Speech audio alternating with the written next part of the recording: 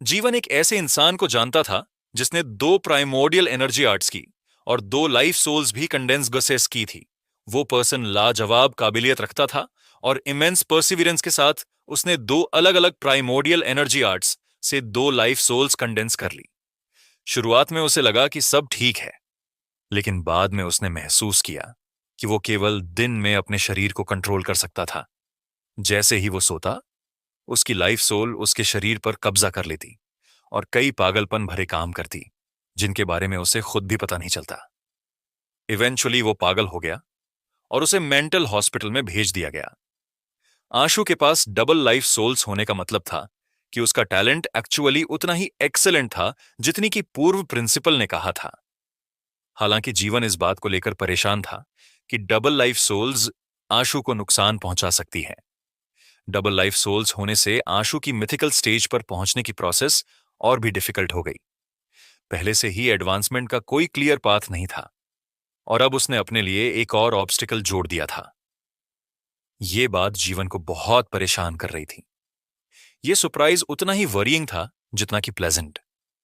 आशु ने अपने life Providence को गॉडफिन में स्विच किया और उसके उंगली पर लॉस्ट कंट्री रिंग अपीयर हो गई। आशु हवा में ही सस्पेंड रहा। उसने शैडो की फॉर्म में भाग रहे विक्रांत को देखा, लेकिन उसका पीछा करने का कोई इरादा नहीं था। उसने बस अपनी उंगली पर मौजूद लॉस्ट कंट्री रिंग को टच किया। रिंग के भूतिया चेहरे की आंखों में एक अजीब सी रोशनी दिखाई दी, जैसे किसी सुपरनैचुरल बीइंग ने अपनी आंखें खोल दी हों। इसके अलावा यह रोशनी धीरे धीरे बाहर फैलने लगी, जिससे सिंपल और एंशिएंट दिखने वाली रिंग पर इनकैंटेशंस इंग्रेव्ड होने लगी। विक्रांत बेतहाशा भाग रहा था, लेकिन जब उसने फॉरेस्ट में आंसू द्वारा पहले किए गए सोर्ड मार्क्स वाली जगहों को पार किया, तो उन मार्क्स से सोर्ड फ्लैशेस बर्स्ट होने लगे। विक्रांत इतनी जल्दी और घबराहट में भाग रहा था कि उसने रिपीटेडली सोर्ड के अनगिनत मार्क्स को ट्रिगर कर दिया। सोर्ड फ्लैशेस उसके शरीर से टकराए और एक्सप्लोड हो गए, जिससे विक्रांत तुरंत अपनी शैडो फॉर्म से बाहर आ गया। खून से लथपथ विक्रांत सोर्ड फ्लैशेस की वजह से हर जगह जख्मों से भर गया। वो जमीन पर गिर पड़ा और लगातार खून उगलने लगा। विक्रांत ने आंसू को घूरा और खून निगलते हुए अपनी भारी आवाज में पूछा, क्या तुम भी हेक्स स्पेल जानते हो? नहीं, लेकिन मुझे तुम्हारा शुक्रिया अदा करना होगा कि तुमने मुझे इंस्पिरेशन दी। अगर तुम ना होते तो मैं अपनी लाइफ सोल को इस तरह इस्तेमाल करने के बारे में नहीं सोच पाता, आशु ने कहा। आंसू झूठ नहीं बोल रहा था। विक्रांत के कॉम्बैट मेथड ने आशु को इंस्पायर किया। इसने उसे हाल ही में हासिल स्पेशियल और डायमेंशनल 9 लेज को कंबाइन करने का मौका दिया और फाइनली लॉस्ट कंट्री का इस्तेमाल करने का एक नया तरीका ढूंढ निकाला। अब इसका इस्तेमाल केवल क्रूड टेलीपोर्टेशन करने जितना सिंपल नहीं था। लॉस्ट कंट्री की स्पेशियल ट्रैजेक्टरीज को बदलने की एबिलिटी केवल टेलीपोर्टेशन तक ही लिमिटेड नहीं थी। विक्रांत ने आशु को कॉम्प्लिकेटेड एक्सप्रेशन के साथ देखा। भले ही वो एक जीनियस था, लेकिन आशु की उम्र में वो केवल लेजेंडरी स्टेज पर ही पहुंचा था। वो प्रेजेंट आशु की कंपैरिजन में बहुत इंफीरियर था। आशु ने बिना किसी झिझक के डिमोनिक एस्ट्रल व्हील को स्लैश आउट किया। उसने हेविली इंजर्ड विक्रांत को मारने का प्लान बनाया। वो उसे कोई चांस देने को तैयार नहीं था। विक्रांत अब डॉज करने में अनएबल था, लेकिन उसके चेहरे पर डर का कोई निशान नहीं था। इसके उलट उसकी आंखें जुनून से भरी हुई थीं। ये अमेजिंग है, ये दुनिया अमेजिंग है ह्यूमंस में। तुम्हारे जैसे स्ट्रांग फेलो काफी होंगे, है ना? ये वाकई रोमांचक है। विक्रांत एक्साइटमेंट में अपने आप से बड़बड़ाया।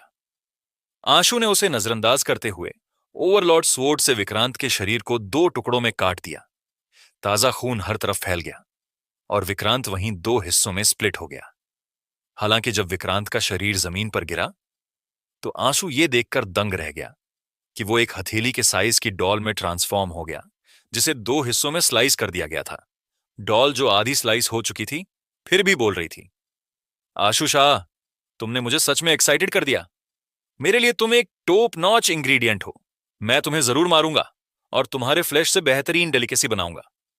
उससे पहले प्लीज अपने शरीर को प्रोटेक्ट करना और इसे किसी भी टेंटिंग से बचाना, क्योंकि ये एक प्राइसलेस इंग्रेडिएंट है। एक केव में पीला चेहरा लिए विक्रांत ने खून की एक बड़ी उल्टी की। उसका चेहरा एबनॉर्मली रेड हो गया था। उसने आंसू से लड़ने के लिए एक पपेट अवतार हेक्स का इस्तेमाल किया था। हालांकि मारा गया सिर्फ उसका पपेट अवतार था, उसका असली शरीर नहीं। फिर भी उसके अवतार की मौत ने उसे काफी नुकसान पहुंचाया था। इसके अलावा blood hex clown life soul सच में सेल्फ डिस्ट्रक्ट कर चुकी थी। यह उसके लिए एक बहुत बड़ा ब्लो था। हालांकि मैं अब डेलिकेसीज का इंतजार नहीं कर सकता, लेकिन मुझे पहले कुछ कंपेनियन बीस्ट लेने होंगे, वरना मैं शायद सचमुच उसका मुकाबला नहीं कर पाऊंगा। विक्रांत ने अपने मुंह से खून पोंछते हुए सोचा कि वो कंपेनियन बीस्ट कैसे हासिल कर सकता है। उसे फैंसी कंपेनियन बीस्ट में कोई दिलचस्पी नहीं थी, और उसकी प्रेजेंट सिचुएशन को देखते हुए उसे हाई लेवल के कंपेनियन बीस्ट्स को हासिल करने के लिए बहुत समय चाहिए था।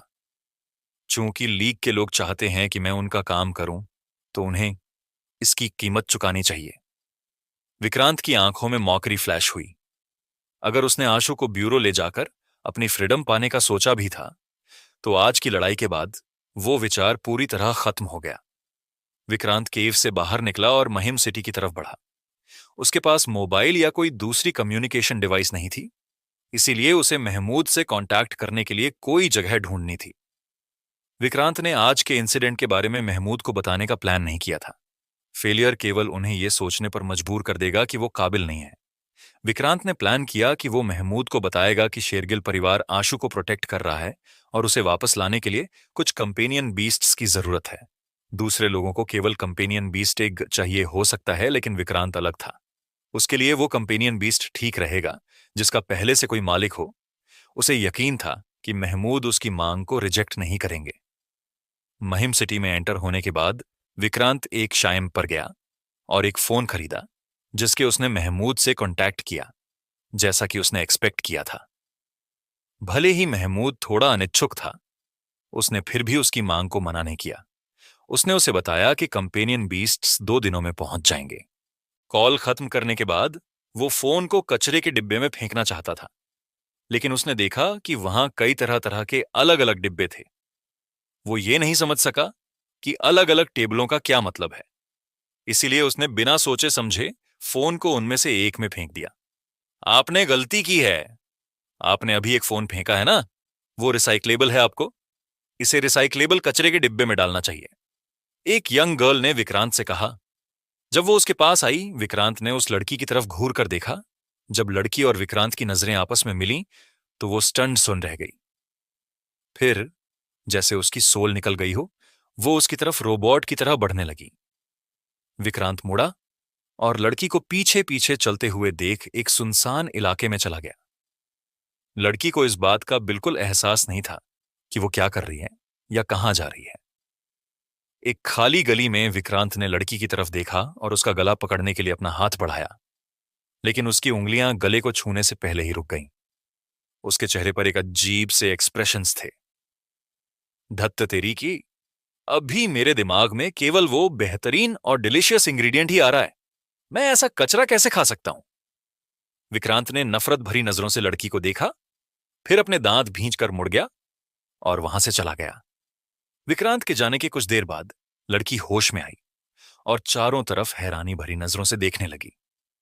उसे यह समझ नहीं आया कि वो यहां कैसे पहुंची, और ना ही ये पता चला कि वो अभी अभी एक बड़ी आपदा से बची थी। आशु ने पूरे फॉरेस्ट को स्कैन किया, लेकिन उसने कोई ऑरा डिस्कवर नहीं किया, और ना ही उसने कुछ सेंस किया जिससे उसे यकीन हो गया कि विक्रांत का असली शरीर यहां नहीं है। इतनी मेहनत के बावजूद भी मैं उसे मार नहीं पाया। आशु ने गहरी सांस लेते हुए कहा। वो सच में विक्रांत को मारना चाहता था, क्योंकि वो बहुत टेरिफाइंग था। जीवन मुस्कुराते हुए पास आया और बोला, तुम सिर्फ एक स्टूडेंट हो, फिर भी तुमने विक्रांत को ऐसी हालत में पहुंचा दिया। अगर तुम ये बात किसी को बताओगे तो शायद कोई यकीन नहीं करेगा। तुम्हें तो प्राउड फील करना चाहिए इसमें। अफसोस करने की क्या बात है, मजाक मत करो। अगर मैं इस बार उसे नहीं मार सका, तो पता नहीं अगली बार वो किन टेरिफाइंग तरीकों से मेरे आसपास के लोगों से डील करेगा। आशु ने कहा। जीवन ने सिर हिलाते हुए कहा, विक्रांत जैसा शैतान इस मामले को यूं ही नहीं छोड़ेगा। यह सच में सही नहीं होगा कि तुम स्कूल में रहो, अपनी कैपेबिलिटीज के साथ तुम खुद को तो प्रोटेक्ट कर सकते हो, लेकिन तुम्हारे आसपास के लोगों के लिए ऐसा नहीं कहा जा सकता। आंसू इस सिचुएशन को लेकर परेशान था।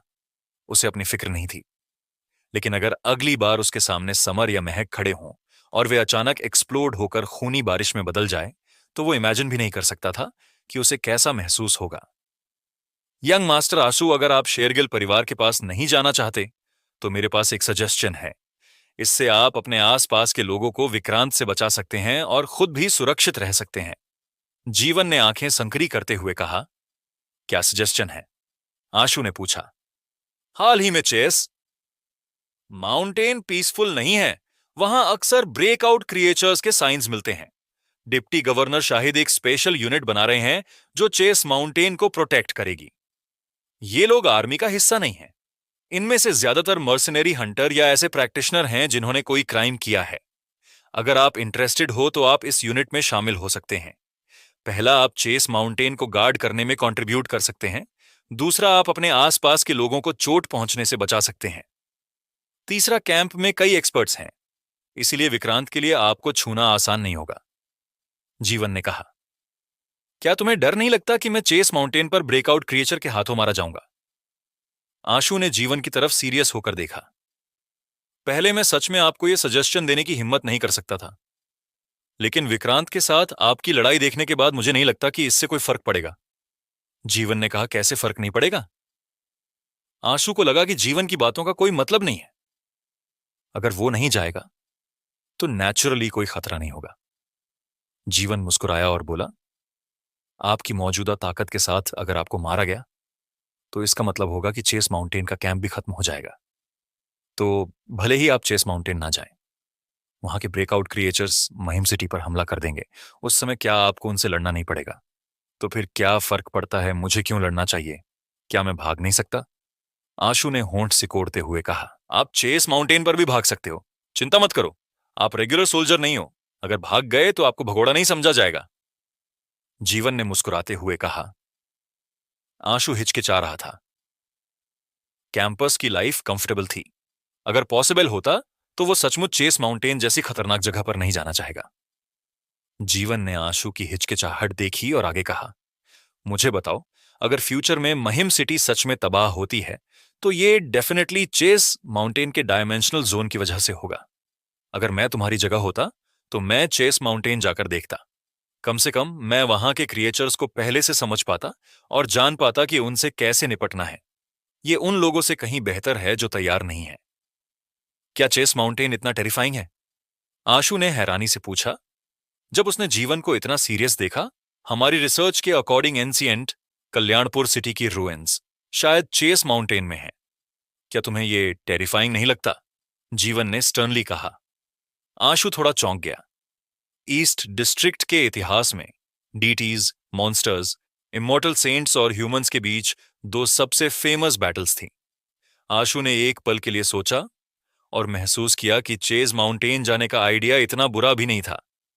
वो वहां जाकर छोटे हथेली के निशान को ढूंढ सकता था और चेस माउंटेन को समझने की कोशिश कर सकता था। जैसा कि जीवन ने कहा था डायमेंशनल क्रिएचर्स के बारे में, जितना ज्यादा उसे पता होगा, बड़े पैमाने पर ब्रेकआउट के बाद जिंदा रहने का उसका चांस उतना ही ज्यादा होगा।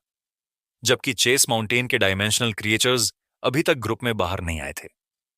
ये चेस माउंटेन जाने का सबसे अच्छा मौका था। फ्यूचर में सिचुएशन केवल खराब होगी, इसलिए बाद में वहां जाना इतना आसान नहीं होगा। इसे वेकेशन की तरह मान लो और उस जगह का टूर कर लो। विक्रांत के मामले के सुलझने के बाद कैंपस लौटने में देर नहीं होगी। जीवन ने कहा। ठीक है, हम कब निकलेंगे? आशु ने पूछा, किसी भी देरी को रोकने के लिए। चलो अभी चलते हैं। जीवन ने आशु की तरफ देखा और कहा, मुझे मत बताओ कि तुम अब भी स्कूल लौटकर अपने स्कूलमेट्स को इन्फॉर्म करना चाहते हो। क्या ये ऐसा नहीं होगा कि तुम विक्रांत को बता रहे हो कि तुम्हारे लिए कौन मायने रखता है ताकि वो अगली बार उन्हें धमकी देने के लिए इस्तेमाल कर सके? आशु ने कुछ देर सोचा और उसकी बात से सहमत हो गया। उसने स्कूल लौटने का अपना इरादा बदल दिया और जीवन के साथ चेस माउंटेन की तरफ चल पड़ा। चेस माउंटेन महिम सिटी से ज्यादा दूर नहीं था, इसलिए आशु जीवन के साथ इनकैंपमेंट में जल्दी पहुंच गया। जैसे जैसे चेस माउंटेन की सिचुएशन बिगड़ रही थी, शाहिद को यहां ट्रांसफर कर दिया गया था और उन्हें टेम्पोररीली चेस माउंटेन को गार्ड करने का इंचार्ज बना दिया गया था। जीवन ने आशु को शाहिद से इंट्रोड्यूस करवाया। शाहिद ने आशु को अजीब निगाहों से देखा और कहा, सहायक शेरगिल, क्या तुम श्योर हो कि तुम आशु को नई यूनिट में शामिल करना चाहते हो? हाँ, जीवन ने एफर्मेटिवली जवाब दिया। ये इम्पॉसिबल नहीं है, लेकिन तुम्हें यूनिट की सिचुएशन के बारे में पता होना चाहिए। मेंबर्स काफी राउडी हैं। शाहिद आशु को जानता था और शेरगिल परिवार के साथ उसकी रिलेशनशिप से भी अच्छी तरह वाकिफ था। इसी वजह से वो थोड़ा नरमी से बात कर रहा था, वरना वो आंसू को यूनिट में शामिल करने से साफ साफ मना कर देता। आफ्टर ऑल, आंसू सिर्फ एक स्टूडेंट था। हाल ही में बनाई गई यूनिट चेस माउंटेन को गार्ड करने के लिए थी और उसके सभी मेंबर इपिक स्टेज के थे। जीवन ने शाहिद की चिंता को भांप लिया, इसलिए उसने कहा, आप आंसू की सिचुएशन जानते हैं। ब्यूरो युगराल के मामले को लेकर उसे परेशान कर रहा है, इसीलिए मैडम ने उसे यहां भेजा है, मेनली इसलिए कि आप उसका ध्यान रख सकें। दरअसल ये बस कुछ दिनों की बात है। मैडम के और भी प्लान हैं और वो जल्द ही उसे वापस बुला लेगी। शाहिद को सिर दर्द होने लगा।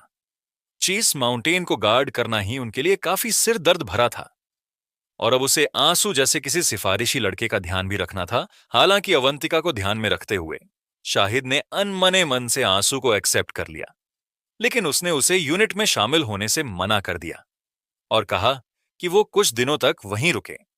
उसे कुछ भी करने की जरूरत नहीं थी। आशु को इससे कोई आपत्ति नहीं थी। उसने सिर्फ कुछ दिनों के लिए टेम्पोररीली रुकने का प्लान बनाया था और जैसे ही उसका विक्रांत का मामला सुलझ जाएगा वो लौट जाएगा। इस तरह आशु चेस माउंटेन के एनकैंपमेंट में रहने लगा। चूंकि उसके पास कोई काम की जिम्मेदारी नहीं थी और वो सोल्जर नहीं था, उसे ड्यूटी पर भी नहीं रहना पड़ता था। कोई उस पर ध्यान नहीं देता था और ये आशु के इरादों के मुताबिक था। जिस दिन आशु चेस माउंटेन के एनकैंपमेंट में पहुंचा, वो बाहर जाकर वहां का मुआयना करने निकला। चेस माउंटेन की डायरेक्शन में कोहरा छाया हुआ था, इसीलिए उसे कुछ साफ नजर नहीं आ रहा था। ऐसा लग रहा था जैसे कोहरे में ट्रैप्ड किसी जानवर ने अपना मुंह खोल रखा हो। चेस माउंटेन से निकलने वाला रिवर का पानी खून की तरह लाल था। जीवन ने उसे बताया कि यह कुछ महीनों पहले शुरू हुआ था। तुम किस आर्मी यूनिट से हो? यहां यूं इधर उधर क्यों घूम रहे हो? जब आशु रिवर के किनारे धीरे धीरे चलते हुए छोटे हथेली के निशान को ढूंढ रहा था, एक पेट्रोलिंग टीम का ऑफिसर उसे रोकते हुए बोला। आंसू ने वो आइडेंटिफिकेशन कार्ड दिखाया जो शाहिद ने उसे दिया था। ऑफिसर ने उसे देखा और तुरंत इज्जत भरी निगाहों के साथ एक आर्मी सल्यूट मारते हुए आइडेंटिफिकेशन कार्ड आशु को लौटा दिया। तो आप डॉक्टर लिटिल शाह हैं, आप यहां क्या कर रहे हैं? शाहिद ने उसे इंटर्न डॉक्टर का जॉब टाइटल दिया था। भले ही वो सिर्फ एक इंटर्न डॉक्टर था, लेकिन आर्मी में डॉक्टरों को बहुत इज्जत दी जाती थी। बैटलफील्ड पर कोई ये गारंटी नहीं दे सकता कि उन्हें जख्म नहीं आएंगे। ऐसे में डॉक्टरों की मदद जरूरी होती है। ज्यादातर लोग जो आर्मी डॉक्टर बन पाते थे, उनके पास हील करने की स्पेशल एबिलिटी होती थी। ये एबिलिटी बैटलफील्ड पर बहुत ही रेयर और प्रीशियस थी। यहां तक कि एक इंटर्न डॉक्टर भी रेयर स्पीशीज में गिना जाता था। इस ऑफिसर को यह नहीं पता था कि आशु एक्चुअली में एक इंटर्न डॉक्टर भी नहीं था। उसकी ये आइडेंटिटी शाहिद ने केवल टेम्पररी उसे दी थी ताकि वो आसानी से आर्मी कैंप में रह सके। मैं बस रिवर को देखने आया था, आशु ने कैजुअली जवाब दिया। ऑफिसर ने जब आशु की बात सुनी तो उसने इमेजिन किया कि आशु इन्वेस्टिगेट कर रहा है और सैंपल्स इकट्ठे कर रहा है। वो गहरी सांस लेते हुए बोला, डॉक्टर लिटिल शाह, आपको अच्छी तरह से इन्वेस्टिगेशन करनी चाहिए। इस रिवर के पानी में वाकई कोई प्रॉब्लम है। हाल ही में हमारे कई सोल्जर्स को रेड रैशेस हो गए हैं। जो सोल्जर्स रिवर के पास बार बार पेट्रोलिंग करते हैं, उनके रैशेस और भी वर्स हो जाते हैं। हालांकि ये कोई ज्यादा नुकसान नहीं करता और रिवर से दूर रहने पर 2 दिन में ठीक हो जाते हैं, लेकिन खुजली बहुत खौफनाक होती है और पेट्रोलिंग तो हम अवॉइड नहीं कर सकते। हालांकि आशु ट्रू डॉक्टर नहीं था, लेकिन उसे कुछ बेसिक नॉलेज थी। उसने कैजुअली पूछा, क्या आपने फिल्टर फेस मास्क ट्राई किया है? हमने ट्राई किया है, ये कंप्लीटली यूजलेस है। यहां तक कि प्रोटेक्टिव सूट भी पहने हैं, लेकिन कुछ असर नहीं हुआ। जैसे ही हम इस रिवर के पास जाते हैं, रेड रैशेस हो ही जाते हैं, ऑफिसर ने कहा। आशु को असल में ज्यादा जानकारी नहीं थी। जब वो ये सोच रहा था कि उन्हें कैसे टालकर अपने छोटे हथेली के निशान की खोज जारी रखे, उसने देखा कि एक सोल्जर माउंटेन पास से दौड़ता हुआ आ रहा था और हाँफ रहा था। तुम यहां क्यों? क्या तुम्हें सेंट्री पोस्ट पर नहीं देना चाहिए? ऑफिसर ने सोल्जर को देखते ही तुरंत पूछा, ललित। वो अचानक बेहोश हो गया। मैं कुछ भी कर लूं? वो होश में नहीं आ रहा है। उसके पूरे शरीर पर रेड रैशेस हैं, सोल्जर ने हाँफते हुए कहा। क्या जल्दी से डॉक्टर को बुलाओ? ओ, डॉक्टर लिटिल शाह यहाँ है। हमारे साथ चलो, हमें तुरंत देखना होगा। ऑफिसर को याद आया कि आशु एक इंटर्न डॉक्टर है, इसलिए उसने उसे माउंटेन पास की तरफ खींच लिया। आशु का चेहरा काला पड़ गया। वो एक इम्पोस्टर था। उसे कोई मेडिकल स्किल्स नहीं आती थी। अगर वो कुछ समझ पाता तो वो चमत्कार ही होता। हालांकि उसने डॉक्टर होने की अपनी पहचान से इनकार नहीं किया था, इसलिए अब उसके लिए कुछ कहना ठीक नहीं था। उसने सोचा कि वो सोल्जर के पास पहुंचने के बाद कुछ नहीं कहेगा और तुरंत उन्हें सोल्जर को मेडिकल टीम के पास भेजने का इंस्ट्रक्शन देगा और मामले से बच निकलेगा। सेंट्री पोस्ट चेस माउंटेन की सबसे पास की पोस्ट थी। यूजुअली वहां 2 सोल्जर्स गार्ड करते थे और पास की सिचुएशन को मॉनिटर करते थे। जब आशु सेंट्री पोस्ट पहुंचा तो उसे रियलाइज हुआ कि ये सच में चेस माउंटेन पास के काफी करीब था। उसे माउंटेन पास की क्लिफ धुंधली नजर आ रही थी। सेंट्री पोस्ट में एक सोल्जर लेटा हुआ था। जब आशु ने उसका चेहरा देखा तो वो चौंक गया। उसका चेहरा रैशेस से भरा हुआ था और कुछ जगहों से खून निकल रहा था। ये क्या हो रहा है? उसके रैशेस इतने सीरियस क्यों हैं? ऑफिसर ने दूसरे सोल्जर को घूरते हुए पूछा। सोल्जर ने कुछ भी छुपाने की हिम्मत नहीं की और सच बता दिया। असल में रूल ये था कि हर 3 दिन में शिफ्ट बदलनी है और ज्यादा से ज्यादा 3 दिन तक ड्यूटी करनी है।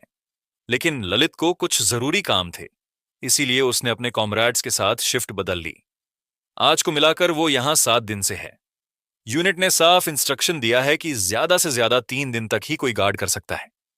इसके अलावा 3 दिन तक रिवर से दूर रहना भी जरूरी है। वो यहां 7 दिन तक रुका रहा। क्या उसे मरना है? ऑफिसर ने यह कहते हुए आंसू की तरफ देखा। सोल्जर ने कड़वे हंसी के साथ कहा। ललित कह रहा था कि उसका शरीर बहुत स्ट्रांग है और उसे डर नहीं लगता। शुरुआत में वो सच में ठीक था। 5 दिन तक ड्यूटी करने के बाद भी उसे कोई रैशेस नहीं हुए, जैसे हमें हो जाते हैं। छठे दिन उसे सिर्फ हल्के से रैशेस हुए थे। लेकिन कौन जानता था कि आज उसके रैशेस अचानक कितने टेरिफाइंग हो जाएंगे। उसका पूरा शरीर रैशेस से भर गया है और उनमें सड़न हो रही है। जब मैं यहां से निकला था तब ये इतनी सीरियस हालत में नहीं था। डॉक्टर लिटिल शाह, अब क्या करें? ऑफिसर ने आशु से पूछा। और क्या कर सकते हैं? उसे जल्दी से मेडिकल टीम के पास ले जाओ। आशु ये कहने ही वाला था कि उसने देखा कि सोल्जर का शरीर झटके खाने लगा। जहां भी उसकी स्किन एक्सपोज थी, रेड रैशेस तेजी से सड़ने लगे और उसके हाथ भी गलने लगे। पता नहीं ये दर्द था या कुछ और, जिसने उसे होश में ला दिया। उसने अपना चेहरा खरोंचना शुरू कर दिया। एक बार में ही उसकी स्किन फट गई, जिससे उसके चेहरे पर कुछ गहरे निशान बन गए। उसकी गाल की हड्डियां तक दिखने लगीं, जो उसे बहुत टेरिफाइंग बना रही थी। हालांकि सोल्जर को कोई परवाह नहीं थी और उसने पूरी ताकत से अपना चेहरा खरोंचना जारी रखा। उसके चेहरे पर कुछ गहरे जख्म हो गए, लेकिन उसने रुकने से इनकार कर दिया और पूरी ताकत से खरोंचता रहा। उसे पकड़ो, ऑफिसर ने तुरंत ऑर्डर दिया। सोल्जर ने दौड़कर उसके हाथों को पकड़कर जमीन पर प्रेस कर दिए ताकि वो अपना चेहरा खरोंच ना सके। यह अननोन था कि ललित होश में था या नहीं। उसने एक शब्द भी को एक शब्द भी नहीं कहा, लेकिन पूरा जोर लगाकर स्ट्रगल करता रहा और अपना चेहरा खरोंचने की कोशिश करता रहा। ललित, क्या तुम्हारी इच्छा मरने की है? ऑफिसर ने जोर से डांटा, लेकिन ललित ने ऐसा बर्ताव किया जैसे उसने कुछ सुना ही ना हो।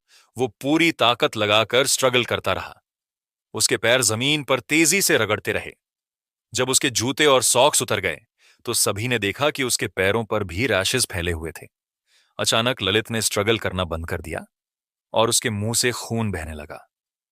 वो ऐसा लग रहा था जैसे वो मरने वाला हो। डॉक्टर लिटिल शाह, अब क्या करें?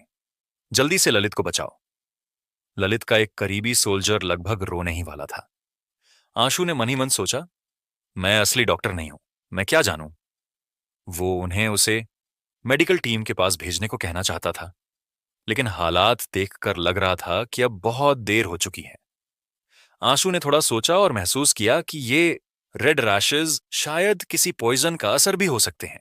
हो सकता है कि डॉक्टर डार्कनेस की fight poison with poison skill यहां काम आ जाए। अब आशु के पास एक आखिरी कोशिश करने का ही ऑप्शन बचा था। वो सोल्जर को अपनी देखरेख में मरने देना बेहतर समझता था, बजाय इसके कि उसे यूं मरते हुए देख बिना किसी झिझक के उसने डॉक्टर डार्कनेस को उसकी कंपेनियन फॉर्म में बुलाया और फाइट पॉइजन विद पॉइजन का इस्तेमाल करने के लिए तैयार हो गया। जब उसके के हाथ में एक सिरिंज अपीयर हुई, उसे ठीक से पकड़ो, हिलने मत दो, आशु ने सोल्जर्स से कहा। आफ्टर ऑल वो असली डॉक्टर नहीं था, इंजेक्शन लगाना उसका काम नहीं था। लेकिन फॉर्चुनेटली अगर ये केवल एक ट्रैंक्विलाइजर देने की बात थी तो वो ये कर सकता था। सोल्जर्स ने ललित को कसकर पकड़ लिया। आशु ने सिरिंज को उसकी स्किन में स्टैब कर दी और धीरे धीरे प्लंजर को दबाते हुए थोड़े अमाउंट में पॉइजन उसके शरीर में इंजेक्ट किया। फिर उसने रुककर ललित के रिएक्शन का इंतजार किया। डॉक्टर डार्कनेस का पॉइजन बहुत पोटेंट था। पॉइजन इंजेक्ट होने के बाद ललित ने जल्दी रिएक्ट किया। उसके मुंह से बह रहा खून साफ तौर पर कम हो गया था, लेकिन आशु को यह नहीं पता था कि ये इसलिए था क्योंकि वो मरने वाला था या फाइट पॉइजन विद पॉइजन का असर दिख रहा था। थोड़ी देर इंतजार करने के बाद ललित के रैशेस की सडन रुक गई। ललित के झटके भी कम होने लगे। ये देखकर कि पॉइजन असर कर रहा था, आशु ने थोड़ा और इंजेक्ट किया। ललित का शरीर और ज्यादा झटके लेने लगा, लेकिन उसके शरीर पर रैशेस धीरे धीरे गायब होने लगे। आंसू को समझ आ गया कि यह वाकई इफेक्टिव था। ललित के शरीर में झटके आना तो नॉर्मल था। यह अननोन था कि डॉक्टर डार्कनेस किस तरह का पॉइजन इस्तेमाल करता था, लेकिन आशु खुद इसका दर्द झेल चुका था। यह दर्द ऐसा था जिसे सहन करना आम इंसान के बस की बात नहीं थी। हालांकि इसका मतलब यह भी था कि ललित की कंडीशन इंप्रूव हो रही थी। पहले वो कोई दर्द महसूस नहीं कर रहा था। आशु ने ज्यादा पॉइजन इंजेक्ट करने की हिम्मत नहीं की। इंप्रूवमेंट देखते हुए उसने सिरिंज हटा दी और डॉक्टर डार्कनेस की लाइट ऑफ पेनिट्रेशन का इस्तेमाल करते हुए ललित के शरीर के अंदर देखने की कोशिश की। सरप्राइजिंगली उसे कोई प्रॉब्लम नजर नहीं आई और ना ही उसे रैशेस के सोर्स का पता चला। बहुत दर्द हो रहा है। ललित ने अपनी आंखें चौड़ी कर लीं और दर्द से चीखने लगा। उसका शरीर और ज्यादा जोर से झटके लेने लगा। डॉक्टर लिटिल शाह, ये क्या हो रहा है ऑफिसर? और कुछ सोल्जर आशु की तरफ देखकर हैरान थे। ये समझ नहीं पा रहे थे कि क्या हो रहा है। उसकी कंडीशन इंप्रूव हो रही है, शायद वो बच गया है, लेकिन आगे का ट्रीटमेंट यहां पॉसिबल नहीं है। उसे जल्दी से मेडिकल टीम के पास ले जाओ, आशु ने कहा।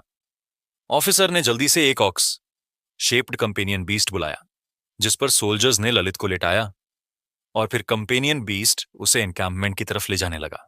डॉक्टर लिटिल शाह, क्या आप हमारे साथ वापस चल रहे हैं? ऑफिसर ने आशु से पूछा। मुझे अभी कुछ काम है, मुझे रिवर के पास और भी देखना है। आप लोग जाइए, आशु ने कहा।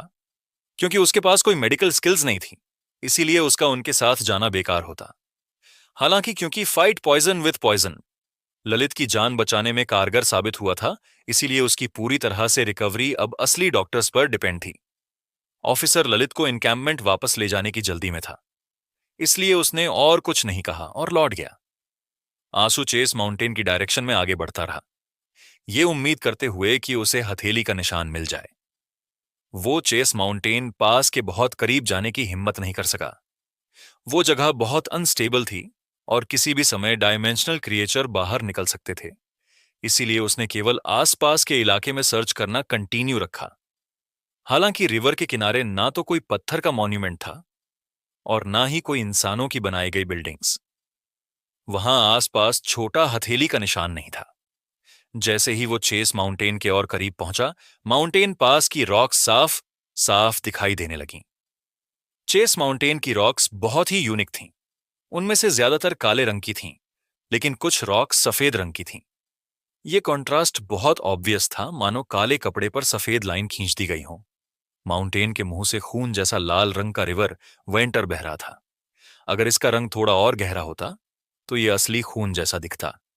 यहां हथेली का छोटा निशान नहीं है। आंसू ने चेस माउंटेन की डायरेक्शन में देखा और थोड़ा निराश हुआ। वो आगे बढ़ने में हिचकिचा रहा था। उसके सामने एक वार्निंग साइन लगा हुआ था जो आगे जाने पर खतरे को इंडिकेट रहा था। आंशु ने रहस्यमयी फोन निकाला और कैमरा फंक्शन को यूज करके आसपास के इलाके को स्कैन किया।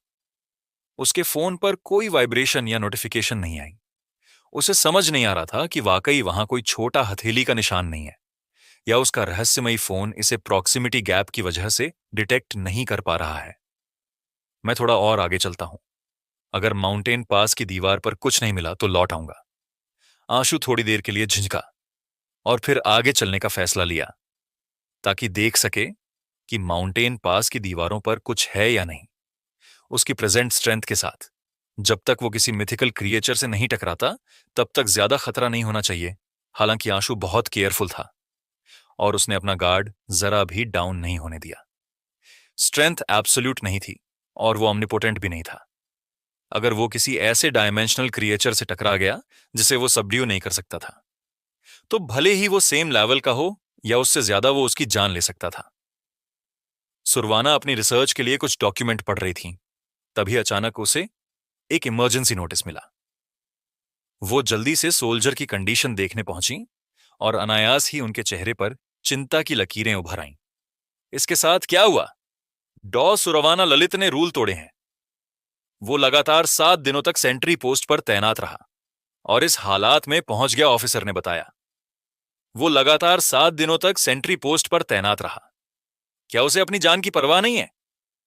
सुरवाना यह सुनकर थोड़ी हैरान रह गई। वो आगे बढ़ी, ललित की इंजरीज को केयरफुली चेक की और डिसबिलीफ में पूछा, उसने खुद को खुजलाया होगा ना? यहां जख्म और सड्डन के कुछ लक्षण हैं, लेकिन जैसे जैसे उसने ललित के जख्मों को देखा उसे ये और भी अजीब लगा। ललित के जख्मों में रैशेस के साइंस तो थे, लेकिन यह ऑब्वियस था कि अब रैशेस सड़ नहीं रहे थे बल्कि रिकवर होने के साइंस शो कर रहे थे। अगर रैशेस ने सच में सीरियसली अफेक्ट किया होता तो सिचुएशन ऐसी नहीं होती। हमारी मुलाकात पहले डॉक्टर लिटिल शाह से हुई थी। डॉक्टर शाह ने सेंट्री पोस्ट पर ललित को कुछ मेडिसिन इंजेक्ट की, जिससे उसकी कंडीशन थोड़ी बेहतर हो गई। अब वो पहले से काफी ठीक है। ऑफिसर ने पहले हुआ सब कुछ डिटेल में एक्सप्लेन किया। Doctor little Shah? ये डॉक्टर लिटिल शाह कौन है? सुरवाना को इस बात पर यकीन नहीं हो रहा था। अपनी सारी रिसर्च के बावजूद सुरवाना एक तरीका ढूंढने में नाकाम रही थी जिससे इन रैशेस का इलाज किया जा सके। एक बार जब ये एक्टिव हो जाते तो मौत तय थी। उसके हिसाब से ललित 7 दिनों तक वहां रहकर मरने से बच गया। ये उसकी किस्मत का नतीजा था। उस समय की सिचुएशन रही होगी कि रैशेस सीरियसली एक्टिव हो गए थे, जो जल्द ही उसे खून से लथपथ हो गया। उनके डिस्क्रिप्शन के अकॉर्डिंग ललित को पहले ही मर जाना चाहिए था। यहां तक कि अगर सुरवाना खुद वहां मौजूद होती तो भी ललित को बचाने का कोई तरीका नहीं था। हालांकि जिस डॉक्टर के बारे में वे बात कर रहे थे उसने केवल एक इंजेक्शन देकर ललित की कंडीशन को काफी हद तक इंप्रूव कर दिया। सुरवाना अब ललित के शरीर पर रैशेस का कोई निशान नहीं देख पा रही थी, जो उसके लिए अनबिलीवेबल था। ये डॉक्टर आशु शाह हैं। उनके आइडेंटिफिकेशन कार्ड पर लिखा है कि वो एक इंटर्न है, ऑफिसर ने जवाब दिया। सुरवाना ने अपने दिमाग में मेडिकल टीम के सभी पर्सनल को याद किया, लेकिन उसके पास ऐसा कोई इंटर्न डॉक्टर नहीं था। इस साल कुछ नए इंटर्न शामिल तो हुए थे, लेकिन उनमें से किसी का भी सरनेम शाह नहीं था। उसे चेकअप करने के लिए अंदर ले जाओ। सुरवाना ने ललित को अंदर आने दिया। ललित अब खुद चलने के काबिल था, लेकिन उसके चेहरे के जख्म काफी सीरियस थे। सुरवाना ने ललित को चेक किया और उसके जख्मों का इलाज किया, लेकिन इससे वो और ज्यादा हैरान रह गईं। ललित के पूरे शरीर पर सड़ चुके रैशेस थे, जो इस बात को दर्शा रहे थे कि ये इन्फेक्शन बहुत सीरियस था। ललित और उसके कॉमरेड्स शायद झूठ नहीं बोल रहे थे, लेकिन रैशेज में अब और सड़ने के कोई साइंस नहीं थे। इसके बजाय वे धीरे धीरे ठीक हो रहे थे। सुरवाना के चेकअप के बाद ललित लगभग पूरी तरह से अपने रैशेज से रिकवर हो चुका था। भले ही अब उसका और इलाज ना किया जाए, वो कुछ दिनों में ठीक हो जाएगा। हालांकि सड़ चुके जख्मों का इलाज करना जरूरी था, अदरवाइज उसके पूरे शरीर पर निशान रह जाएंगे। इसके उलट उसके सेल्फ इन्फ्लिक्टेड जख्म ज्यादा खराब थे। उन्हें ठीक होने में शायद काफी समय लगेगा। क्या आप श्योर हो कि जिस इंटर्न डॉक्टर से आप मिले थे उसका नाम आशु शाह है? सुरवाना ने फिर से पूछा। ऑफिसर ने पूरी सर्टेनिटी के साथ जवाब दिया। हाँ, वो डॉक्टर आशु शाह ही थे। मैंने खुद कंफर्म किया था। ये तो अजीब है। सुरवाना आशु से मिलना चाहती थी और उससे पूछना चाहती थी कि उसने ललित को क्या इंजेक्शन दिया था, लेकिन उसे मेडिकल टीम में ऐसे किसी आदमी के बारे में कुछ याद नहीं आया। जब वो अपने ऑफिस में वापस लौटी तो सुरवाना ने मेडिकल टीम की केस फाइलें देखीं और पाया कि किसी भी इंटर्न डॉक्टर का नाम आशु शाह नहीं था। यहां तक कि किसी का सरनेम भी शाह नहीं था। अजीब बात है, क्या ऐसा हो सकता है कि वे असल में किसी डायटी से मिले हों? सुरवाना ने मन ही मन सोचा और उलझन में पड़ गई। आंसू चेस माउंटेन के पास से 200 मीटर से भी कम दूरी पर था। अपनी तेज नजरों के साथ वो ये देख सकता था कि क्या पहाड़ी दीवार पर कोई निशान थे, इसलिए उसने आगे बढ़ने की कोशिश नहीं की। आंसू की नजर लगातार पहाड़ी दीवार को स्कैन कर रही थी। काफी देर तक देखने के बाद भी उसे वो छोटा हथेली का निशान नहीं मिला। इसके बजाय उसने एक अजीब फ्लावर देखा। वो फ्लावर चेस माउंटेन की दीवार पर उग रहा था और उसकी ऊंचाई केवल 10 सेंटीमीटर थी।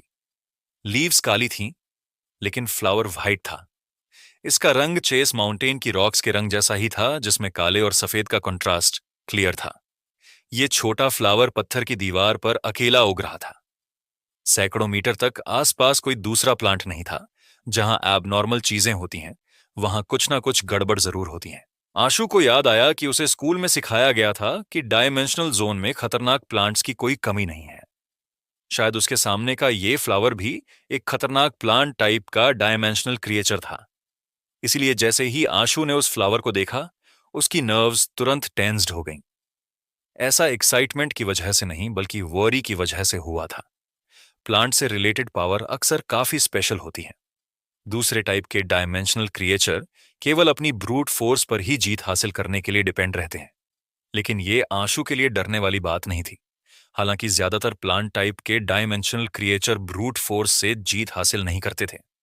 स्कूल में बताई गई जानकारी के अनुसार आंसू जानता था कि कई फ्लावर टाइप के डायमेंशनल क्रिएचर पोलन के जरिए मारते हैं। इसके अलावा कुछ फनगॉइड डायमेंशनल क्रिएचर ऐसे छोटे स्पोर्स छोड़ सकते हैं जिन्हें खुली आंखों से मुश्किल से देखा जा सकता है। ये स्पोर्स रेस्पिरेटरी ट्रैक्ट गलेट या यहां तक कि पोर्स के जरिए शरीर में एंटर हो सकते हैं और इंसानों के शरीर को पैरासिटाइज की तरह इस्तेमाल करते हैं। वे इंसानी शरीर को न्यूट्रिएंट्स की तरह इस्तेमाल करते हुए इंसान की जान ले लेते हैं। आशु ने ट्रुथ लिसनर इयररिंग पहनी और एयर के फ्लो को सुना, लेकिन उसने फ्लावर की ओर से घूमते हुए कोई छोटे पार्टिकल्स नहीं पाए। तभी उसे राहत महसूस हुई। हालांकि उसे ये नहीं पता था कि वो फ्लावर प्लांट टाइप का डायमेंशनल क्रिएचर है या नहीं, लेकिन आशु ने उससे दूर रहने का फैसला किया। केयरफुल रहना कभी गलत नहीं होता। वो यहां बिना वजह मरना नहीं चाहता था। वो दूसरी डायरेक्शन में चलने लगा, उम्मीद करते हुए कि वो फ्लावर से दूर रह सके। लेकिन जैसे ही आशु ने कुछ कदम उठाए, उसने फ्लावर की तरफ से एक आवाज सुनी। क्या तुम मुझे सुन सकते हो? ये एक विमेन की आवाज थी। हालांकि सूरज अब भी डूबा नहीं था और आसमान ज्यादा डार्क नहीं था। फिर भी आंसू चौंक गया। उसने आवाज की दिशा में देखा और पाया कि वहां ना तो कोई इंसान था और ना ही कोई डायमेंशनल क्रिएचर। वहां केवल वो फ्लावर था जो माउंटेन की दीवार पर उगा हुआ था। क्या तुम भी मुझे सुन सकते हो? फ्लावर से फिर वही आवाज आई। अजीब बात यह थी कि फ्लावर घूमकर आशु की तरफ देखने लगा। आशु ने चुपचाप फ्लावर की तरफ देखा, लेकिन धीरे धीरे पीछे हटने लगा। आशु ये जानने में दिलचस्पी नहीं रखता था कि वो अजीब फ्लावर बोल कैसे सकता है। वो बस यही चाहता था कि वो फ्लावर उसे परेशान ना करे। उसे यकीन नहीं था कि वो इससे निपट सकता है या नहीं। तुम क्यों जा रहे हो? मैं तो बस तुमसे बात करना चाहती हूं। और कुछ नहीं, फ्लावर से। फिर विमेन की आवाज आई। अगर मैं इस पर यकीन करूं तो मूर्ख कहलाऊं। ऐसी बातें अक्सर फिल्मों और ड्रामों में सुनी जाती हैं। कई मर्द ऐसा कहकर औरतों को बहलाकर किसी कमरे तक ले जाते हैं। आशु ने मन ही मन सोचा, लेकिन उसने फ्लावर का जवाब दिए बिना पीछे हटना जारी रखा। आशु ने अपने दादा से बचपन में एक कहानी सुनी थी। उन्होंने कहा था कि अगर रात के समय चलते हुए कोई अनजान पर्सन तुम्हारा नाम लेकर पुकारे तो ना जवाब देना चाहिए और ना ही पीछे मुड़कर देखना चाहिए, वरना मौत तय है। 7 कदम। अगर तुम और 7 कदम चलोगे तो तुम मारे जाओगे। अगर तुम्हें मुझ पर यकीन नहीं है तो तुम आजमा कर देख सकते हो। फ्लावर से आती हुई विमेन की आवाज फिर से सुनाई दी, जिसे सुन आंसू के माथे पर ठंडा पसीना आ गया और वो वहीं खड़ा हो गया, ये सोचते हुए कि उसे आगे बढ़ना चाहिए या नहीं। लॉजिकली देखे तो ट्रुथ लिसनर किसी भी इविल पावर को न्यूलिफाई कर सकता था, लेकिन इस दुनिया में कोई भी पावर इनविंसिबल नहीं थी और आशु अब तक ये भी फिगर आउट नहीं कर पाया था कि ट्रुथ लिसनर किस तरह की इविल पावर्स को न्यूलिफाई कर सकता है। अगर फ्लावर सिर्फ धमकी दे रहा था तो आशु वहां से जाने में कोई हर्ज नहीं समझता। लेकिन अगर यह सच कह रहा था तो आशु अपनी जान को जोखिम में डालने की हिम्मत नहीं कर सकता था। हालांकि आशु फ्लावर से डरने को तैयार नहीं था। दांत भींचते हुए उसने पीछे हटना जारी रखा। एक कदम, दो कदम, तीन कदम पीछे हटते हुए वो दीवार पर लगे फ्लावर को देखता रहा। फ्लावर ने फिर से कोई आवाज नहीं की। इससे आंसू को और ज्यादा बेचैनी होने लगी। 4 कदम, 5 कदम, 6 कदम आंसू चलते रहा, लेकिन ट्रुथ लिसनर इयरिंग कोई रिएक्शन नहीं दे रही थी। आंसू का दिल जोर से धड़कने लगा। क्या यह सच में झांसा था? आखिर कोई रिएक्शन क्यों नहीं हो रहा है? इसके बावजूद वो आखिरी कदम उठाने की हिम्मत नहीं कर सका। सच तो यह है कि आंसू वाकई मौत से कहीं ना कहीं डरता था और अपनी लाइफ जोखिम में डालने की कोई जरूरत भी नहीं लग रही थी। क्यों नहीं चल रहे तुम्हें? बस एक कदम और बढ़ाना है। फ्लावर ने फाइनली कुछ बोला, लेकिन उसकी आवाज में बेइज्जती भरी हुई थी। हमारे बीच कोई दुश्मनी नहीं है। तुम मेरे लिए मुश्किलें क्यों खड़ी कर रही हो? अगर तुम्हें फर्टिलाइजर की कमी है तो मैं तुम्हारे लिए इंतजाम कर दूंगा। अगर तुम्हें पानी चाहिए तो मैं तुम्हें पानी दूंगा। कैसा रहेगा? आंसू वहीं खड़ा होकर पहाड़ी दीवार पर लगे फ्लावर से चिल्लाकर बोला, मुझे तुम्हारे पानी और फर्टिलाइजर की क्या जरूरत? फ्लावर ने रूखे लहजे में कहा, अब से मैं जो सवाल पूछूंगी उसका जवाब दो। अगर तुमने मुझे सेटिस्फाई कर दी तो मैं तुम्हें छोड़ दूंगी, वरना मैं तुम्हें मौत मांगने पर मजबूर कर दूंगी। और अगर तुम मर भी गए तो तुम्हें मोमबत्ती में बदल दूंगी। मुझे कोई धमकी दे, ये मुझे बर्दाश्त नहीं है। मैं जा रहा हूं, तुम मेरा क्या कर लोगी? आशु ने कहा और अपना पैर उठाया। हालांकि जैसे ही उसने अपना पैर उठाया, उसे अचानक ऐसा लगा जैसे उसे चक्कर आ रहे हों, और वो लगभग जमीन पर गिर ही गया। घबराकर उसने वहीं रुकने का फैसला किया और कदम बढ़ाने की हिम्मत नहीं की। ये क्या हो गया? आशु सन्न रह गया। उसे समझ आ गया कि फ्लावर सच बोल रहा था। क्यों नहीं जा रहे? चलो, चलते रहो, अब तुम्हारा गुस्सा कहां गया? फ्लावर ने चिढ़ाते हुए कहा। आशु ने सोचा, एक फ्लावर से बहस करते हुए अपनी जान गंवाने की जरूरत नहीं है। यहां तक कि ट्रुथ लिसनर की ईविल नलिफिकेशन लाइफ सोल भी यूजलेस है। आखिर इस फ्लावर की क्या मिस्ट्री है? तुम पहाड़ी दीवार पर उगने वाले इकलौते फ्लावर लगती हो। तुम जरूर बहुत अकेली और सैड हो। मुझे दूसरों को उदास और तकलीफ में देखना अच्छा नहीं लगता, इसलिए मैं तुमसे बात करूंगा। लेकिन बात करने का मतलब ये नहीं कि सिर्फ तुम ही सवाल पूछो। मुझे भी तुमसे कुछ सवाल पूछने का हक होना चाहिए। क्या यह सही नहीं है? आशु ने बार्गेन करने की कोशिश की। फ्लावर ने इस चीज को इनकार नहीं किया, बल्कि उसने पूछा, तुम्हारा नाम क्या है? आशु का दिल जोर से धड़कने लगा। उसे याद आया कि मिथ्स में किसी का नाम लेकर उसे कैद करने की पावर होती है। वो 100 किलो बेखरे एक पल के लिए समझ नहीं पाया कि उसे जवाब देना चाहिए या नहीं। तुम इतने झिझकते क्यों हो? बस मर जाओ, फ्लावर ने इंपेशेंट होकर कहा। मेरा नाम आशु शाह है। तुम्हारा क्या नाम है? आशु ने सोचा कि नकली नाम बताना भी बेकार होगा, क्योंकि नाम केवल एक रिप्रेजेंटेशन है। उसके मुंह से निकला कोई भी नाम, चाहे असली हो या नकली, उसे ही रिप्रेजेंट करेगा। अगर दूसरी पार्टी में वाकई वो पावर है तो यह नकली नाम पर भी इफेक्टिव होगी। मुझे सेलेस्ता कहो, फ्लावर ने थोड़ा रुककर पूछा। तुम यहां क्यों आए हो? अगर मैं कहूं कि मैं यहां घूमने आया हूं तो क्या तुम यकीन करोगी? आशु ने कहा, लेकिन मन ही मन सोचा, एक एक बोलने वाला फ्लावर खुद को सेलेस्तारा कहलवाना चाहता है। क्या यह पागल है? फ्लावर वाली आवाज हंस पड़ा। मुझे तुम पर यकीन है। क्यों नहीं? जब तुम घूमने आए हो तो मैं एक अच्छा काम करूंगी। मैं तुम्हें चेस माउंटेन की सैर कराती हूं। यह कहते ही जिस दीवार में फ्लावर लगा हुआ था उसमें दरारें पड़ने लगी। दरारें धीरे धीरे फैलने लगीं, जिससे चेस माउंटेन थोड़ा हिलने लगा, मानो माउंटेन फटने वाला हो। तुम्हें परेशान होने की जरूरत नहीं है। मुझे ऊंचाई से डर लगता है और मुझे क्लाइंबिंग ज्यादा पसंद भी नहीं है। मैं बस यहां रिवर की सीनरी देखूंगा। आंसू के माथे पर ठंडे पसीने की बूंदें और बढ़ गईं। हिलता हुआ माउंटेन आखिरकार शांत हो गया। फ्लावर ने चिढ़ाते हुए कहा, क्या तुम सच में अंदर आकर नहीं देखोगे? सच में कोई जरूरत नहीं है।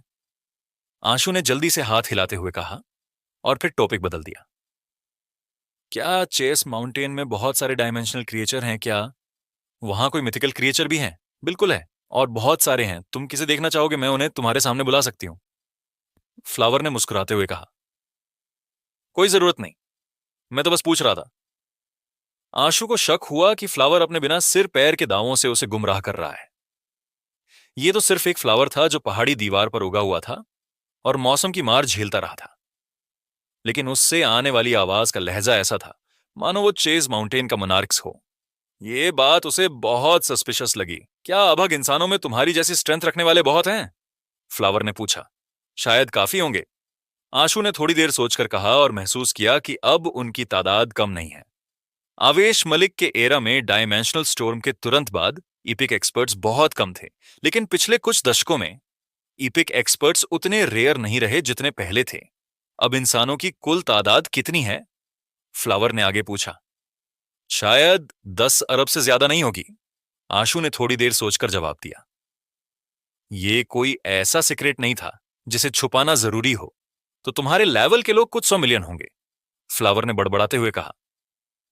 ये मुझे नहीं लगता कि इतने ज्यादा हैं। आशु को फ्लावर की बात सुनकर थोड़ा अनकंफर्टेबल फील हुआ। इसका रीजन ये था कि एक्चुअल सिचुएशन फ्लावर के अंदाजे से काफी अलग थी। हालांकि आशु को यह नहीं पता था कि लीग यानी कि फेडरेशन में कितने इपिक एक्सपर्ट्स हैं, लेकिन उसने अंदाजा लगाया कि ये तादाद 100 से ज्यादा हो सकती है। 6 अंकों तक भी पहुंचना मुश्किल है। अगर 10,000 भी होते तो ये काफी अच्छा होता। 10 मिलियन, फ्लावर ने फिर गेस लगाया। थोड़े कम, आशु ने बेबसी में कहा। सिर्फ कुछ मिलियन। क्या इंसान अब इतने कमजोर हो गए हैं? तुम्हारे लेवल के लोग इतने कम हैं, फ्लावर ने ऐसे लहजे में कहा जैसे उसे यकीन ही ना हो रहा हो। कुछ ऐसा ही है, मैं तो ओरिजिनली कमजोर ही कंसिडर किया जाता हूं। आशु फ्लावर को यह नहीं बता सकता था कि उसे अपने गेस को 100 गुना कम कर लेना चाहिए। आशु ने थोड़ी देर सोचा और पूछा, क्या तुम चेस माउंटेन से बहुत फेमिलियर हो? क्या तुमने यहां एक निशान देखा है? ये एक छोटा हथेली का निशान है। हो सकता है कि हथेली के अंदर कुछ हो। आशु ने छोटे हथेली के निशान का मोटे तौर पर डिस्क्राइब किया। चूंकि वो वहां से जा नहीं सकता था, इसलिए उसने सोचा कि इस अपॉर्चुनिटी का इस्तेमाल करके कुछ इंफॉर्मेशन हासिल कर ले। शायद ये फ्लावर वाली विमेन वाकई जानती हो। ऐसा एक निशान चेस माउंटेन की पीक पर है। मुझे नहीं पता कि इसे किसने बनाया, लेकिन यह मुझे बहुत इरिटेटेड करता है। तुम इसे क्यों ढूंढ रहे हो? फ्लावर ने पूछा। आशु ये सुनकर बेहद खुश हुआ कि छोटी हथेली का निशान चेस माउंटेन पर है, लेकिन जब उसने सोचा कि वो चेस माउंटेन की पीक पर है जहां जाने की वो हिम्मत नहीं कर सकता, तो उसकी खुशी फीका पड़ गई। मैंने दूसरे डायमेंशनल जोन्स में ऐसे ही निशान देखे हैं, लेकिन मुझे ये नहीं पता कि इन निशानों का मतलब क्या है, इसीलिए मैं लंबे समय से उन्हें स्टडी कर रहा हूं और हमेशा उनकी तस्वीर लेता हूं। वैसे क्या तुम्हें पता है कि ये छोटा हथेली का निशान किसे रिप्रेजेंट करता है? आशु ने आधा सच और आधा झूठ कहते हुए पूछा। मुझे क्या पता? मुझे नहीं पता कि इसे किसने बोरियत में कार्व किया है। अगर तुम्हें इसे देखना है तो ये आसान है। एक बार जब तुम पीक पर पहुंच जाओगे तो इसे खुद देख सकोगे, फ्लावर ने कहा। छोड़ो, इसकी कोई जरूरत नहीं है। जैसे ही उसने सुना कि उसे माउंटेन पर चढ़ना होगा, आशु ने बिना सोचे समझे मना कर दिया। चेस माउंटेन में अनगिनत टेरिफाइंग क्रिएचर थे। कौन जानता था कि अगर वो वहां चढ़ गया तो वापस लौट भी पाएगा या नहीं। लेकिन छोटा फ्लावर हंस पड़ा। तो तुम माउंटेन पर चढ़ना नहीं चाहते? तो मैं तुम्हें मजबूर करूंगी। अगर तुम 2 घंटे के अंदर पीक तक नहीं पहुंचे तो तुम्हारी आंखें ब्लाइंड हो जाएंगी। पहले जब फ्लावर ने कहा था कि आशु 7 कदम चलने पर मर जाएगा, तो उसने इसे सीरियसली नहीं लिया। लेकिन इस बार उसने साफ देखा जैसे ही फ्लावर ने अपनी बात खत्म की, उसकी एक पेटल मुरझा गई और हवा में एक रोशनी के पॉइंट की तरह बिखर गई, मानो वो हवा में गायब हो गई हो। आंसू को कुछ भी फील नहीं हुआ और ना ही ट्रुथ लिसनर ईरिंग ने कोई रिएक्शन दिया, लेकिन उसे पता था कि शायद वो किसी कर्ज से ग्रस्त हो चुका है। ये फ्लावर क्या है? इसकी पावर इतनी अजीब क्यों है? आशु ने फ्लावर को देखा और पूछा, तुमने कहा था कि अगर मैं 7 कदम चलूंगा तो मर जाऊंगा। अब तुम कह रहे हो कि मुझे 2 घंटे में माउंटेन पीक पर पहुंचना होगा। क्या ये बातें एक दूसरे से कॉन्फ्लिक्ट नहीं करती हैं? फ्लावर ने काम लहजे में कहा, चिंता मत करो। पहली विश की विश फोर्स दूसरी विश से ढक दी गई है। अब तुम कहीं भी चल सकते हो और नहीं मरोगे। लेकिन अगर तुम 2 घंटे के अंदर चेस माउंटेन की पीक पर नहीं पहुंचे तो तुम डेफिनेटली अंधे हो जाओगे। यहां तक कि कोई मिथिकल प्राइमोर्डियल एनर्जी स्किल जो मरे हुए को भी फिर से जिंदा कर सकती हो, वो भी तुम्हारी नजरों को वापस नहीं ला पाएगी। अगर तुम मुझ पर यकीन नहीं करते तो यहां से चले जाओ। तुम सच में क्या चाहती हो? आशु ने पहाड़ी दीवार पर लगे फ्लावर की तरफ देखा और पूछा, अगर वो चेस माउंटेन पर चढ़ेगा तो उसे अपनी जान गंवाने का डर था। अंधा होना मरने से बेहतर था। कम से कम उसके पास ट्रुथ लिसनर ईयरिंग था, लिसनर ईयरिंग थी। अगर वो अंधा भी हो जाता तो पूरी तरह से अंधा नहीं होता। वो अपनी आंखों की जगह अपने कानों का इस्तेमाल कर सकता था। बस वो फ्यूचर में रंग और शैडो के बदलाव को नहीं देख पाता। कुछ नहीं, मुझे बस ये मजेदार लगता है। अगर तुम माउंटेन पर नहीं चढ़ना चाहते तो अभी यहां से जा सकते हो।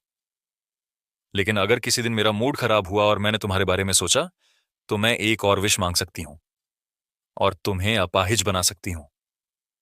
मुझे लगता है ये काफी दिलचस्प होगा, फ्लावर ने कहा। आशु फ्लावर को घूरते हुए सोचने लगा। सच में मुझे डायमेंशनल जोन के करीब जाने का जोखिम नहीं लेना चाहिए। घर पर रहना और गेम खेलना ही बेहतर है। अगर तुम मुझे मारना चाहती हो तो बस सीधे मार दो। इतना झंझट करने की कोई जरूरत नहीं है, आशु ने फ्लावर को घूरते हुए कहा। अगर तुम्हारा चेहरा इतना अच्छा और खूबसूरत ना होता तो क्या तुम अब भी यहां खड़े होकर मुझसे एक सेलेस्तारा से बात कर सकते थे? फ्लावर ने मजाक उड़ाने वाले लहजे में कहा। आशु पूरी तरह से स्पीचलेस हो गया। उसने मन ही मन सोचा, तुम एक फ्लावर हो, तुम्हें इंसानों की खूबसूरती के बारे में क्या आइडिया? फ्लावर ने आगे कहा, छोड़ो, मैं तुम्हें एक और सीक्रेट बताती हूं। चेस की पीक पर एक ट्रीजर है। अगर तुम वहां तक चढ़ सको तो तुम्हारे पास वो ट्रीजर पाने का मौका होगा। तुम्हारे इंसानी स्टैंडर्ड के हिसाब से ये एक मिथिकल आइटम है। वो मिथिकल आइटम क्या है? आशु ने पूछा। जब तुम ऊपर पहुंचोगे तो खुद जान जाओगे, लेकिन मैं तुम्हें एक सलाह देती हूं। उड़ने के बारे में मत सोचना। तुम्हें पहाड़ी दीवार पर चढ़कर ही जाना होगा, वरना तुम मारे जाओगे, फ्लावर ने कहा। ठीक है, मैं चढ़ता हूं, आशु ने दांत भींचते हुए कहा। उसे पता था कि उसने इस फ्लावर को नाराज कर दिया है। अगर वो अभी चला भी जाए तो परेशानियां खत्म नहीं होंगी। बेहतर होगा कि वो जाकर देख ले। अगर सच में छोटा हथेली का निशान मिला तो वो उसकी तस्वीर खींचकर उसे गेम में डाउनलोड कर सकता था। इसके बाद वो गेम में चेस माउंटेन के सीक्रेट को समझ सकता था और इस फ्लावर की परेशानियों को एलिमिनेट करने का तरीका ढूंढ सकता था। आशु पत्थर की दीवार की तरफ बढ़ा और रॉक्स में आई दरारों को पकड़कर चढ़ने लगा। जैसे ही वो ऊपर चढ़ा, उसे तुरंत महसूस हुआ कि कुछ गड़बड़ है। ऐसा लगा जैसे चेस माउंटेन के नीचे एक पावरफुल मैग्नेट हो। ये उसके शरीर को खींच रही थी, जिससे वो अचानक बहुत हैवी फील करने लगा। वो बड़ी मुश्किल से चढ़ रहा था, जैसे आम लोग रॉक क्लाइंबिंग के दौरान स्ट्रगल करते हैं। क्या तुम्हें अपने शरीर में भारीपन महसूस हो रहा है? फ्लावर की आवाज सुनाई दी। ये क्यों हुआ? आशु ने पूछा। जब वो क्लाइंब कर रहा था, चेस माउंटेन एक सील्ड जगह है। यहां तक कि वे असली इमोर्टल भी इसके पास नहीं आते। सिर्फ तुम्हारा इंसानी शरीर इसके पास जा सकता है।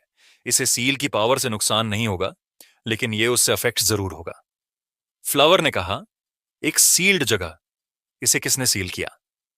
आशु ने इंफॉर्मेशन इकट्ठा करने के लिए पूछा। सो माउंटेन पर चढ़कर उस मिथिकल आइटम को देख पाओ तो तुम खुद अंदाजा लगा सकोगे कि वो कौन है। अगर तुम चढ़ाई नहीं कर पाते तो तुम्हें बताने का कोई फायदा नहीं है। फ्लावर ने रुकते हुए कहा, चूंकि तुम पहले ही चढ़ चुके हो तो अब पीछे हटने के बारे में मत सोचो, वरना तुम मारे जाओगे। अगर तुम्हें मुझ पर यकीन नहीं है तो नीचे देखो। आंसू ने नीचे देखा और हैरान रह गया। उसने सिर्फ कुछ मीटर ही चढ़ाई की थी, लेकिन नीचे ऐसा लग रहा था जैसे गहरी खाई हो जो सीधे नरक की तरफ जा रही हो। तुम बस इंतजार करो।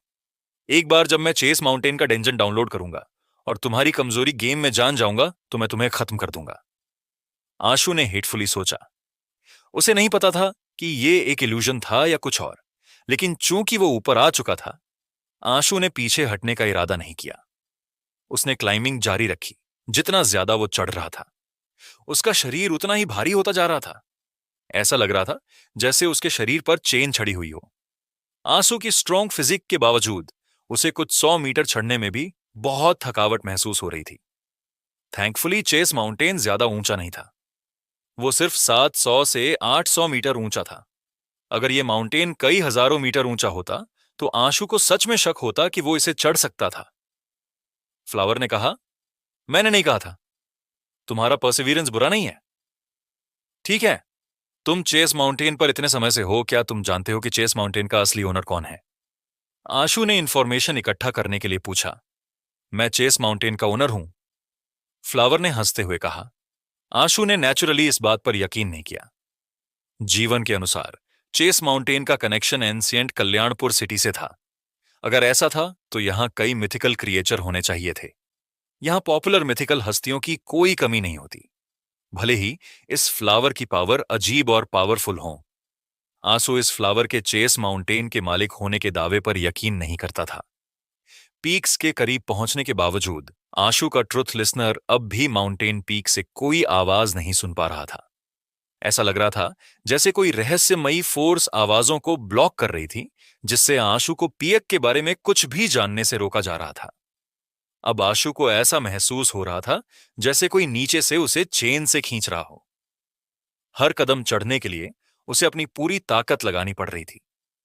उसे मजबूरी में एंशिएंट एम्परर लाइफ सोल का यूज करना पड़ा ताकि उसकी वाइटल एनर्जीज फिर से भर सके। इससे उसे काफी आराम मिला।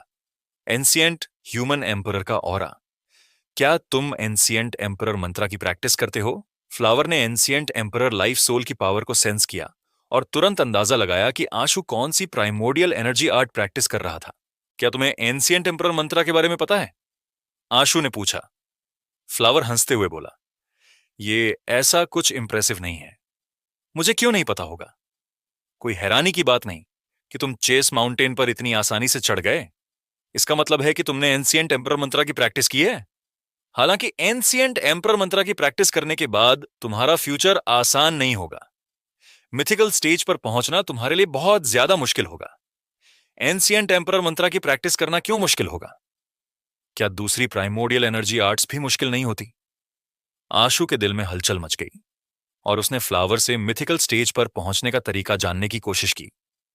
अब तक आशु ने कभी नहीं सुना था कि कोई इंसान मिथिकल स्टेज पर पहुंच गया है। अगर उसे मिथिकल स्टेज तक पहुंचने का मेथड मिल जाता तो वो इंसानों में पहला मिथिकल एक्सपर्ट बन सकता था। वे भी मुश्किल होती हैं। हालांकि ordinary primordial energy art world के ऑर्डर को फॉलो करती है। एंशिएंट एम्परर मंत्रा वर्ल्ड के ऑर्डर को डिस्ट्रॉय करके काम करता है, इसीलिए नेचुरली इसकी मुश्किलें ज्यादा होती हैं। इसके अलावा एंशिएंट एम्परर मंत्रा के फाउंडर तुम्हारी ह्यूमन रेस के सबसे पावरफुल ह्यूमन एम्परर अल्टीमेटली अपना फेट बदलने में नाकाम रहे। फ्लावर ने कहा, तुम किस ह्यूमन एम्परर की बात कर रहे हो? आशु ने जल्दी से पूछा। तुम एक ह्यूमन हो और एंशिएंट एम्परर मंत्रा की प्रैक्टिस करते हो, फिर भी तुम अपनी रेस के एम्परर परमराज को नहीं जानते? फ्लावर हैरान हुआ। तभी आशु को एहसास हुआ कि एंशिएंट एम्परर मंत्रा परमराज के द्वारा पीछे छोड़ी गई प्राइमोडियल एनर्जी आर्ट थी। वो वही लीडर था जिसने ह्यूमैनिटी को फायर दी थी। आशु ने पहले सोचा था कि एंशिएंट एम्परर मंत्रा ईबो प्लेटफॉर्म पर डिस्कवर किया गया था। यह शायद ईबो से जुड़ा हुआ था। उसने कभी नहीं सोचा था कि यह परमराज की प्राइमोडियल एनर्जी आर्ट हो सकती है। जब तुम फेट बदलने की बात कर रही हो, क्या तुम्हारा मतलब है कि human emperor ultimately mythical stage पर नहीं पहुंच सके? आशु ने सोचा कि अगर ऐसा था तो फ्यूचर में एंशिएंट एम्परर मंत्रा को मिथिकल स्टेज पर पहुंचाना और भी मुश्किल होगा। तुम इसे ऐसे भी समझ सकते हो, फ्लावर ने थोड़ा एम्बिगुअसली कहा। उसने इस टॉपिक को जारी नहीं रखा। इसके बजाय उसने, जब तुम माउंटेन पीक पर पहुंचो तो तुम्हें पत्थर की सीढ़ियां नजर आएंगी, उसे फॉलो करना, लेकिन बेतहाशा इधर उधर मत चलना, वरना अपनी मौत का इल्जाम मुझ पर मत डालना। पत्थर की सीढ़ी के आखिर में छोटी हथेली का निशान बोल्डर पर कार्व हुआ मिल जाएगा। वो मिथिकल आइटम जो तुमने मेंशन की थी वो क्या है? आशु ने पूछा। तुम लगभग पहुंच ही गए हो, वो बोल्डर पर है। फ्लावर ने अल्टीमेटली उसके सवाल का जवाब नहीं दिया। एंशिएंट एम्परर लाइफ सोल के ऑगमेंटेशन के बावजूद भी आशु को पीक तक पहुंचने में पूरा जोर लगाना पड़ा। जब वो आखिरकार पीक तक पहुंच गया तो उसने अपनी उंगलियां जमीन पर रखीं और वे कांप रही थीं। उसने ऊपर देखा और पीक का जायजा लिया। सच में वहां पत्थर की सीढ़ियां थीं जो माउंटेन पीक के सेंटर तक जाती थीं। वहां एक विशाल काले रंग का बोल्डर था जो स्टीम बंस जैसा दिखता था। आशु ने तुरंत स्टोन पर छोटे हथेली के निशान को देखा और खुशी से उछल पड़ा। उस फ्लावर ने मुझसे झूठ नहीं कहा, सच में वहां एक छोटा हथेली का निशान है। आंसू खड़ा हुआ और सावधानी से उस बंस जैसे काले बोल्डर के पास गया। जैसे ही आंसू ने कुछ कदम बढ़ाए, उसने अपनी पॉकेट में रखे हुए रहस्यमयी फोन को वाइब्रेट होते हुए महसूस किया। आशु ने उसे निकाला और कैमरा ऐप ऑटोमेटिकली ओपन हो गया। उसने फोन को काले बोल्डर की तरफ एम किया और कैमरा अपने आप फोकस हो गया। ये स्टोन पर छोटी हथेली के निशान पर लॉक हो गया और फिर एक क्लिक की आवाज हुई। फिर ये डाउनलोडिंग इंटरफेस में बदल गया। वो क्या चीज है तुम्हारे हाथ में फ्लावर की आवाज पहाड़े दीवार से आई। क्या तुम्हें मोबाइल फोन के बारे में नहीं पता? आशु को एहसास हुआ कि माउंटेन पीक उतनी खतरनाक नहीं थी जितनी उसने सोचा थी। ये फ्लावर के कहने जितनी डरावनी नहीं थी। ये बैरन थी और इसलिए वो थोड़ा आराम महसूस करने लगा। अब जब उसने डेंजन को डाउनलोड कर लिया था तो वो वापस जाकर फ्लावर की कमजोरी पर रिसर्च कर सकता था। जब वो इसे पूरी तरह से समझ लेगा तो वो इससे निपट सकता था। एज लॉन्ग एज वो यहां मरा नहीं, तब तक उसके पास एक मौका था कि वो सर्कमस्टांसेस को पलट सके, भले ही फ्लावर की वजह से वो अंधा हो जाए। रुको, अगर मैं अंधा हो जाता हूं तो क्या गेम में ब्लड के रंग का अवतार भी अंधा हो जाएगा? आशु को अचानक एक सीरियस प्रॉब्लम का ख्याल आया। वो और ब्लड के रंग का अवतार एक ही वांटेज व्यू शेयर करते थे। अगर ब्लड के रंग का अवतार भी अंधा हो गया और वो स्क्रीन नहीं देख पाता तो इसका मतलब है कि वो गेम नहीं खेल पाएगा। मोबाइल फोन क्या है, ये ट्रीजर तो नहीं लगता, क्योंकि इसमें कोई एनर्जी फ्लक्चुएशन नहीं है। फ्लावर ने कहा, यह कोई ट्रीजर नहीं है, यह बस एक कम्युनिकेशन टूल है जिसे हम इंसान दूरियों पर होने की वजह से कम्युनिकेट करने के लिए इस्तेमाल करते हैं। इसमें तस्वीरें लेने जैसे कुछ काम भी होते हैं। हर किसी के पास एक होता है।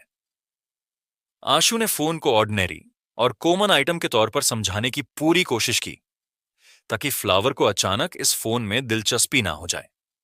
तस्वीरें लेना क्या होता है? फ्लावर ने फिर पूछा। यह किसी सीन को ड्राइंग में रिकॉर्ड करने जैसा होता है। मैं लोगों या सीनरी की तस्वीरें ले सकता हूं, आशु ने कहा और रहस्यमय फोन को वापस रख लिया। ऐसा लगता था कि फ्लावर को फोन में दिलचस्पी थी। क्या सच में? एक तस्वीर लो और मुझे दिखाओ, फ्लावर ने कहा। आशु पहले से ही मेंटली तैयार था। उसने अपना ऑर्डिनरी फोन निकाला और कुछ तस्वीरें ली। ये चीज काफी दिलचस्प है, ड्राइंग इतनी रियलिस्टिक लगती है।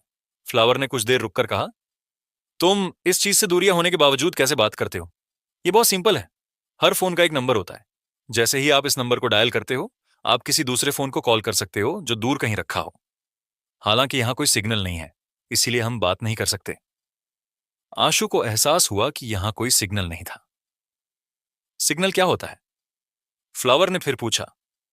मैं भी पूरी तरह से नहीं समझ आऊं। ये मेनली इस तरह से काम करता है कि इंसान सेल टावर बनाते हैं। इन सेल टावरों के थ्रू हम दूरियों तक सिग्नल भेज सकते हैं। यहां कोई सेल टावर नहीं है, इसलिए हम फोन से बात नहीं कर सकते।